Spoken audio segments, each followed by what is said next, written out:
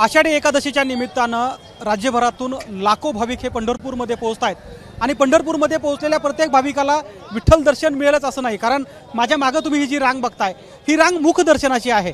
म्हणजे मुख दर्शनासाठी सुद्धा मागच्या 2-3 तासापासून लोक रांगेत लागलेत आणि जवळपास मंदिरापासून 1-1.5 किलोमीटर बाहेरपासून ही रांग लागली आहे। ही मुख दर्शनाची रांग आहे। म्हणजे पत्रा शेडमध्ये जी रांग लागली आहे, जी प्रत्यक्ष मंदिरात जाते, तिथे तर 25 तासापेक्षा जास्त कालावधी लागतोय। मात्र नुसतं मुख दर्शन जरी घ्यायचं असेल तरी सुद्धा आपल्याला आता किमान 3-4 तासाचा अवधी लागू शकतो। मला सांगा, तुम्ही किती वाजता टाकले? आता 9ला लागलो आम्ही। किती लांब रांग आहे? आणखी अजून भरपूर लांब आहे, 2-2.5 किलोमीटर आहे। दर्शन मिळेल का? मिळेल मिळेल, मिळेपर्यंत थांबणार, मिळेपर्यंत थांबणार। 4 वाजेपर्यंत मिळणार नक्की, 100%। किती पण वाजू देत, माऊलीवर भरोसा आहे, मिळणारच दर्शन ना।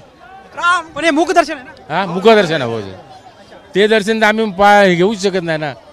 आपण बघता की मुख दर्शनासाठी असलेली रांग आहे। बाबा किती वेळ झाला? बरेच वेळ बरेच 5 तासभर झाला। दरवर्षी एवढी रांग असते, गर्दी असते का? असते, याच्यापेक्षा जास्तही असते आणि आज ह्या वर्षी बी चांगल्या पद्धतीची गर्दी आहे। हा किती वेळ लागेल तुम्हाला दर्शन घ्यायला? तरी अजून एक 2-3 तासापर्यंत लागू शकतं गर्दी। अंदाज करू शकतो की मुखदर्शन घेण्यासाठी सुद्धा जवळपास 4 ते 5 तासाचा अवधी सध्या लागतोय।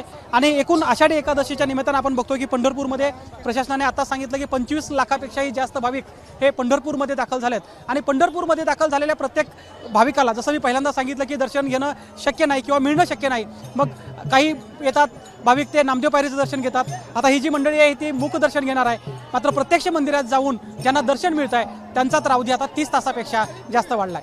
कॅमेरामन अयुब कागदीसह गोविंद शेळके, एबीपी माझा, पंढरपूर। एबीपी माझा, उघडा डोळे बघा नीट।